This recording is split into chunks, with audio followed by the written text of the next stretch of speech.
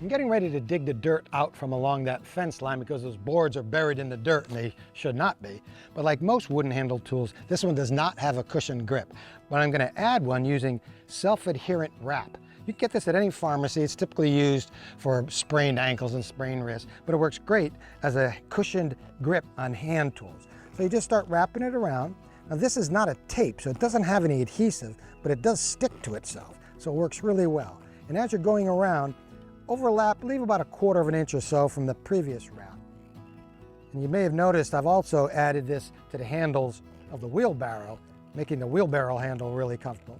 So you go all the way around. When you get to the bottom, go around 2 or 3 times to form a little bit of a knob. That makes it easier to grip.